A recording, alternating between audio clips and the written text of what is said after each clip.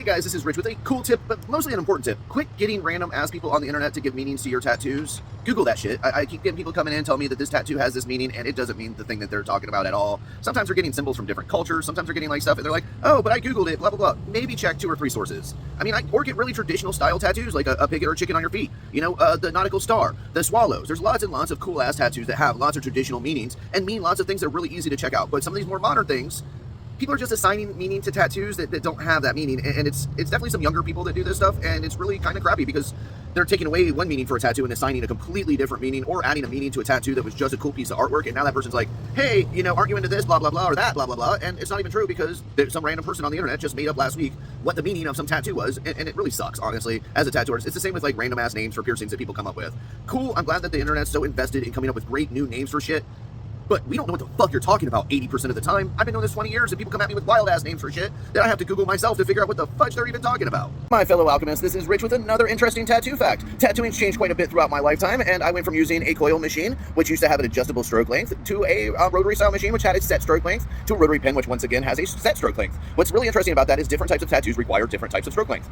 Traditional style tattoos require a much longer one, very similar to a 4.5 or 4.2, depending on brand. That's in millimeters. That's a distance the needle actually travels the whole time. That's not really how much is sticking out past the tube or anything like that. That's actually stroke depth. That's a completely different thing, and that's adjustable on the machine, where actually your stroke length is not adjustable on the machine anymore. That is something you choose when you buy the machine, and the shorter the stroke, the faster the machine can move, and it usually ends up giving a softer, more portrait-like look.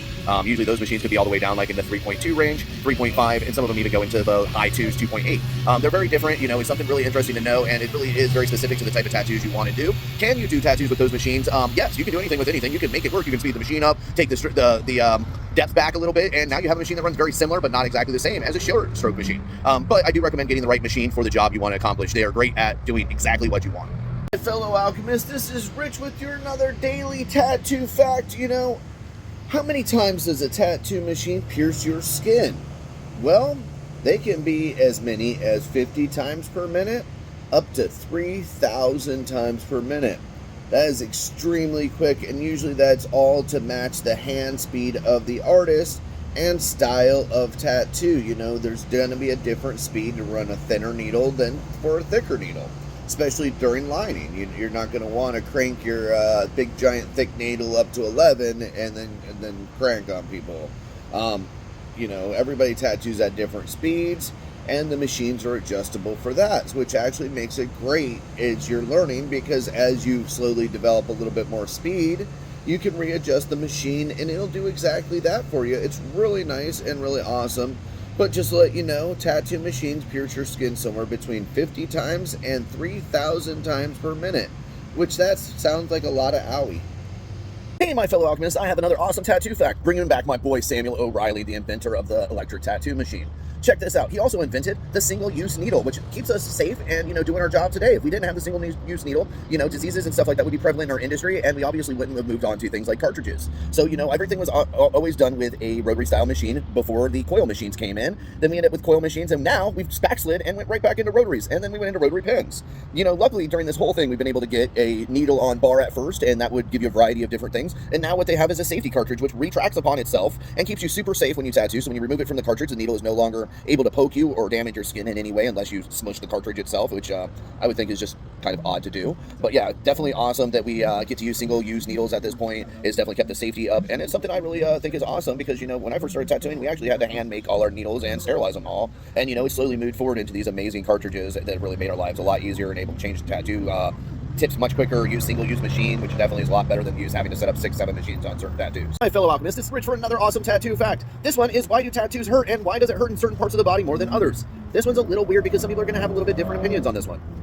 This is what I've come up with after 20 years of tattooing. The parts that hurt are usually parts with vital stuff underneath. Genetically, we have spent years and years poking and jabbing ourselves with bushes and sticks and everything like that. And the people that have survived were probably the people that were more sensitive in their organs and areas like that. So usually like anything that folds, which usually like your wrist or your arm ditch, has a lot of vital stuff underneath it. It sucks to get tattooed. Your ribs, once again, a lot of vital stuff there. Right over your kidneys, super tender. Bottom of your feet, super important. The things that were most important genetically are probably the things that hurt most to get tattooed.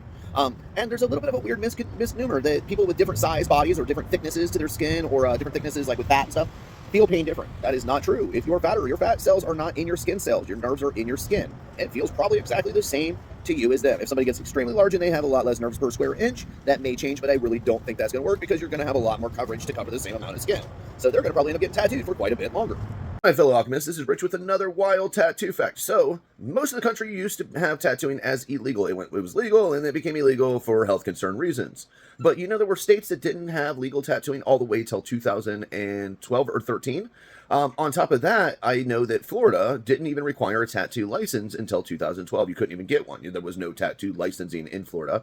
And here's what's even wilder about that. To get a tattoo license, you don't have to do a tattoo. They're not actually related to quality or anything like that. They don't even mean you know how to tattoo. Having a tattoo license means the state has told you how to practice safely. So it means biocontaminant, bloodborne pathogens, stuff like that. That is the concern of the state, not if you can actually do the job properly.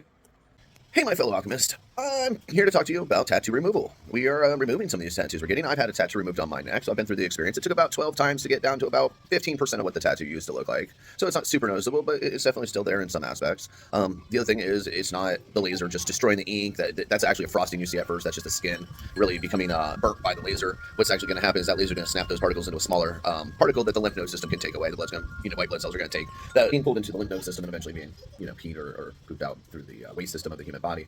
Some will remain in the lymph node system, from what I understand. But it is super cool how it works, and it's not exactly how everybody assumes that the lasers work, but it does just break it up into a smaller particle that your blood takes away. It is not the laser destroying the ink and making it disappear completely. The body's actually doing that part. Fellow alchemist, I have another tattoo tip and trick for healed tattoos this time. What we're talking about is what's the best way to make your tattoo look better. Is there a good way to make your tattoo look better after it's already tattooed on you? And there's a kind of answer. It's kind of yes, kind of no. We're going to want to do a few different things to really liven up your tattoo. There's no products on the market or anything like that, but there are a few tips. The use of the right products is definitely right, but not a certain brand or anything like that. That doesn't really matter as much. What we really want to do is we're going to want to shave the area first. Get all of the hair off the area. That right there is going to brighten up and make the tattoo look better just right there. Next is we're going to want to exfoliate the area. We're going to take all that dead skin off. So now we've taken all the hair off and all the dead skin off the tattoo. And why that's important is because your dead skin and your hair actually reflects light, and that light reflection actually makes your tattoos look dull. So what we want to do is prevent that dead skin from, looking like dead skin again by adding a ointment, not a lotion, but an ointment, something that's going to last all day long. I use Redemption. It's what I tattoo with. I like it for healing, so it's what I use for all my tattoo stuff. But, use an ointment that you like, something that lasts all day, put it on very light. Do this a few times in a week. Your skin's going to actually get healthier, and with the healthier skin, you're going to actually have a tattoo that looks nicer, but you keep it shaved, keep it exfoliated, all that. That works great for competitions or anytime you're trying to show off